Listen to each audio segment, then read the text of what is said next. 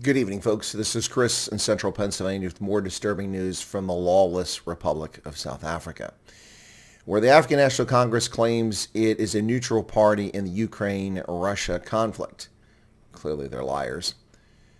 But they are an active participant, either through negligence or complicit behavior, in the ongoing war on agriculture and rural South Africans. Yet another violent farm attack, this one affecting the Springbok family. Lukas van Biljon was stabbed repeatedly in the chest, and his father was shot 3 times by a gang of farm attackers who raided their farm in the Free State and threatened to kill the former Springbok player's children. Now, he played for the Sharks. He was a hooker. He played 13 tests for the Boks between 2001 and 2003. His first game was to Italy, and his final game was against the All Blacks.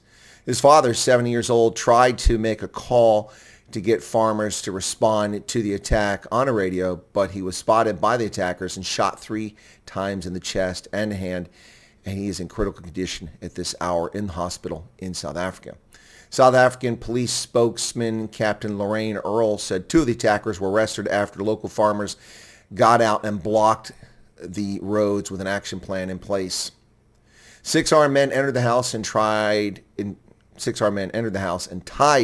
the children with cable ties, and the 47-year-old former Springbok was stabbed multiple times even though he did not resist, according to police reports.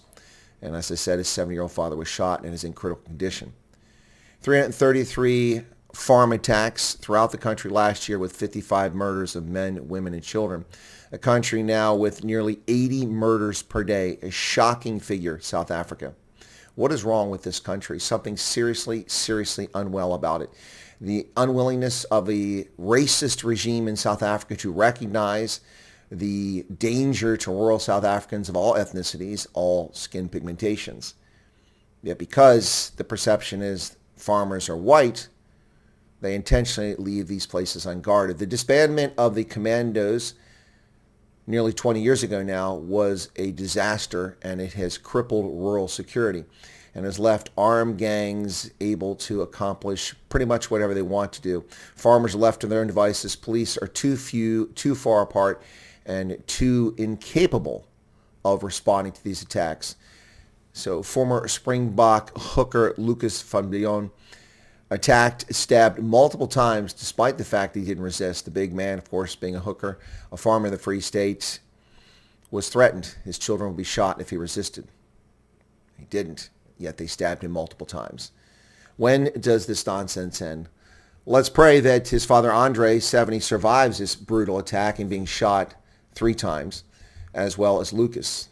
Beyond that, what of the horror and the post-traumatic stress syndrome or disorder that his children will likely have to deal with? The horror of watching their father stabbed, their grandfather shot, being tied up, attacked by thugs. What will they think of life in South Africa? This will be scars that will last them the entire lifetime. And why? Because of a government that's incapable and unwilling to do anything about the safety of South Africans. This isn't an issue that affects only farmers. It's an issue I've talked about endlessly. It affects all South Africans. And it's disturbing to see the pontificating, pompous, egotistical kleptocracy of the African National Congress stand up and pretend that they give a flying flip about South Africans. Let's make one thing very clear about South Africa, ladies and gentlemen. Let's make one thing very clear.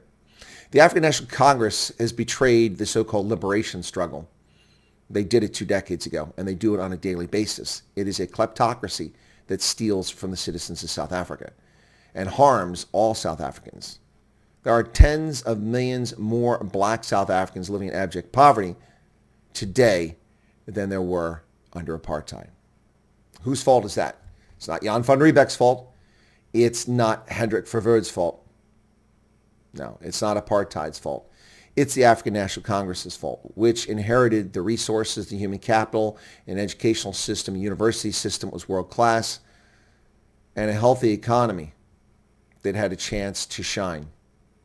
And instead, they chose to follow the pursuit of most other newly independent African countries down the road to self-enrichment and our turn to eat, in the words of Michaela Wrong. Our turn to eat. And that's how they behaved. Very few of these rapacious kleptocrats have any interest in protecting South Africa's interest or advancing its future. It's what they can steal, what they can take from you.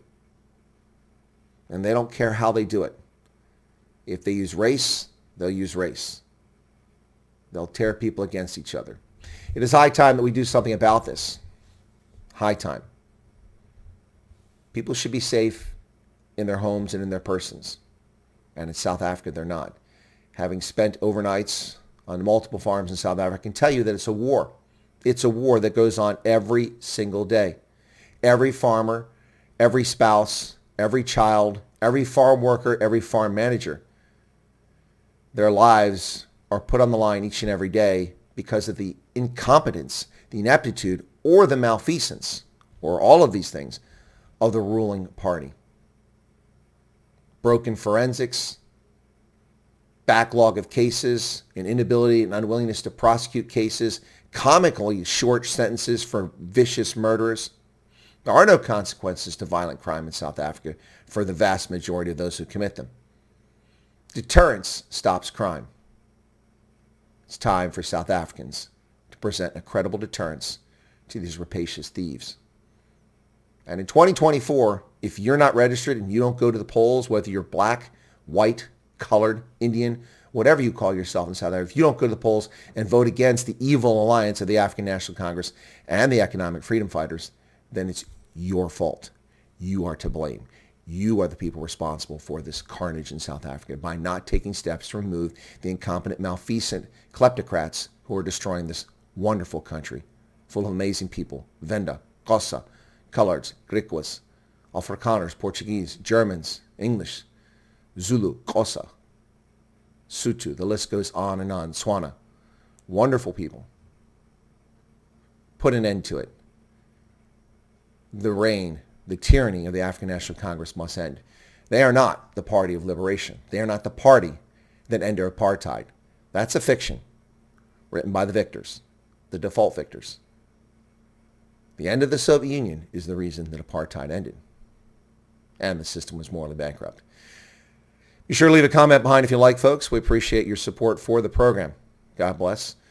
Thoughts and prayers to Lucas and to his father and to those children who had to endure this horrific situation.